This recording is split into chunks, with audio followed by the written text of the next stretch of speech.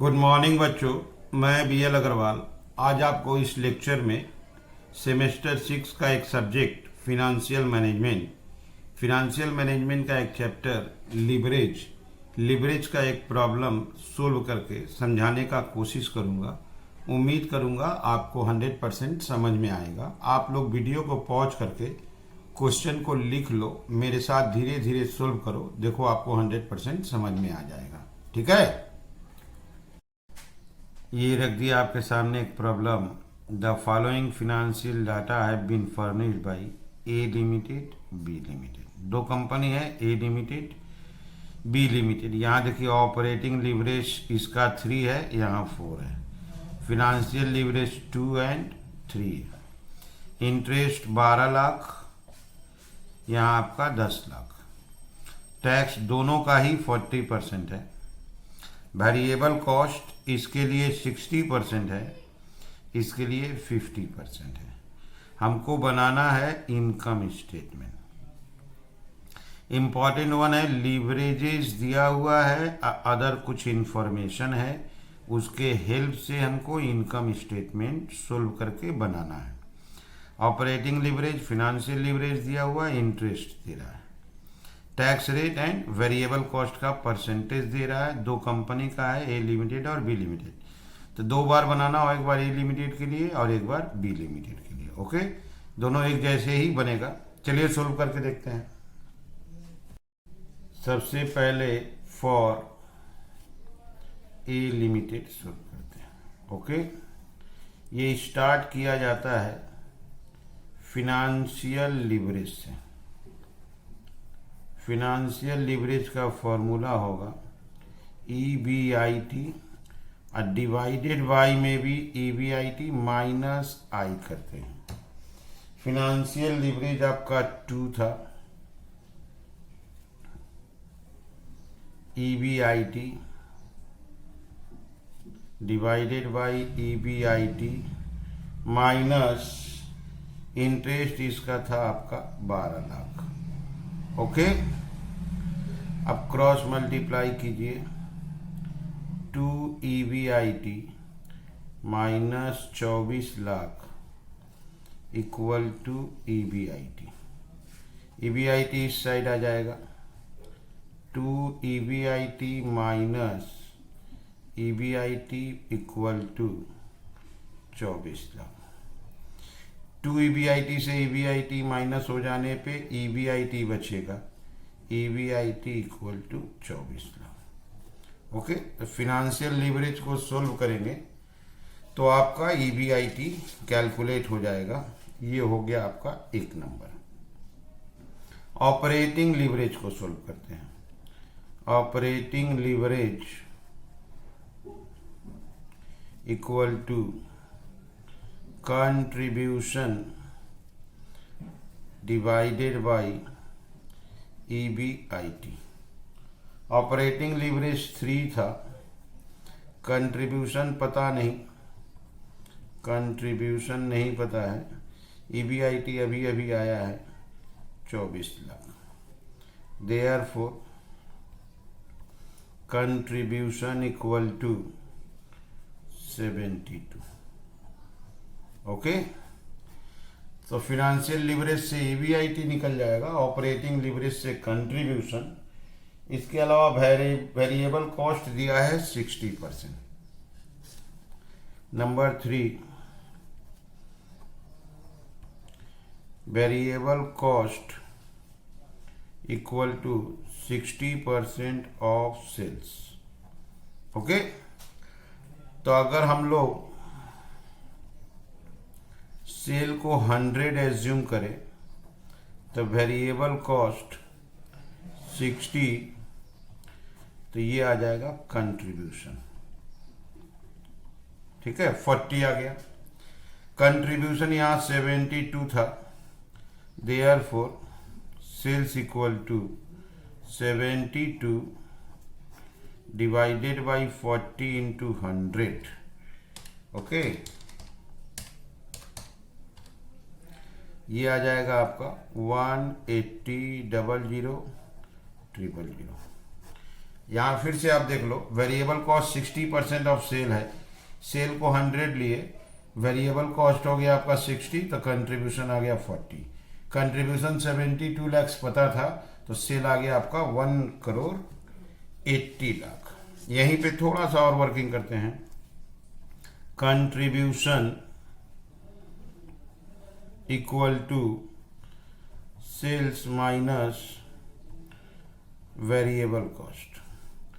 थोड़ा सा इसको घुमा लीजिए, variable cost equal to sales minus contribution.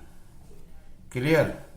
Sales आपका 180 आया है, अब कंट्रीब्यूशन आपका 72 था, तो ये हो जाएगा 108। ठीक है, यहां से आपका कंट्रीब्यूशन आ गया। इसके अलावा number 5 EBIT equal to contribution minus fixed cost. तो fixed cost equal to contribution minus EBIT। Contribution आपका 72 था, ओके, यहाँ देख लीजिए कंट्रीब्यूशन 72, EBIT 24 माइनस 24, ये आ जाएगा 48। ओके, तो ये हुआ सॉल्यूशन का वे। सबसे पहले फिनेंशियल लिवरेज को सॉल्व किए, थोड़ा फॉर्मूला चेंज करते हैं, आपका EBIT आ जाएगा। ऑपरेटिंग लिवरेज सॉल्व कीजिएगा, कंट्रीब्यूशन आ जाएगा। वेरिएबल कॉस्ट का परसेंटेज के हेल्प से सेल्स आ जाएगा। सेल्स में से कंट्रीब्यूशन माइनस करेंगे, वेरिएबल कॉस्ट आ जाएगा, और कंट्रीब्यूशन में से EBIT माइनस करेंगे, फिक्स्ड कॉस्ट आ जाएगा। इसके हेल्प से इनकम स्टेटमेंट बनेगा। ठीक है, अब चलिए बी लिमिटेड की तरफ चलते हैं। एक बार क्वेश्चन को फिर से देख लो। Operating leverage 3:1, financial 2:1, interest 12 lakh. Tax का भी यूज नहीं किए, वेरिएबल कॉस्ट देखिए 60%। ए का हो गया। अब चलिए बी की तरफ चलते हैं। ऑपरेटिंग लिवरेज देखिए 4, फिनेंशियल लिवरेज 3, इंटरेस्ट देखिए 10 लाख, यहाँ 50% वेरिएबल कॉस्ट है और टैक्स 40%। ठीक है, फॉर बी लिमिटेड सबसे पहले financial leverage equal to EBIT divided by EBIT minus I. Okay, financial leverage से ही स्टार्ट होगा। फिनेंशियल लिवरेज दिया हुआ था 3 equal to EBIT divided by EBIT minus interest था आपका 10 lakh. Clear? 3 EBIT minus 30 lakh equal to EBIT। 3 EBIT minus EBIT equal to 30 lakh. Okay, अब यहाँ 2 EBIT बचेगा equal to 30 lakh. Therefore EBIT equal to 15 lakh. Clear? तो सबसे पहले फिनेंशियल लिवरेज को सोल्व किए, 10 लाख रुपया आई था, इसके हेल्प से आया EBIT आपका 15 लाख आ गया। अब हम लोग ऑपरेटिंग लिवरेज को सोल्व करेंगे। नंबर 2, ऑपरेटिंग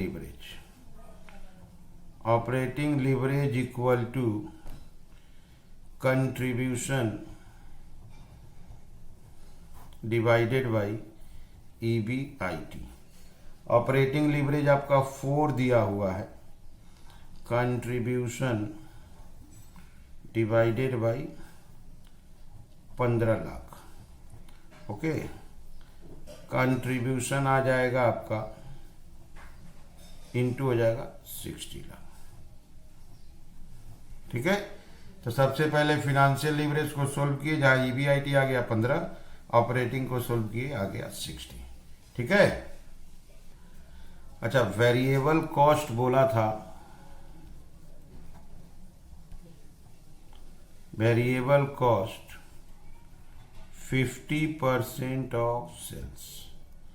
अगर हम लोग सेल को 100 एज्यूम करते हैं, वेरिएबल कॉस्ट 50, तो कंट्रीब्यूशन 50 होता है।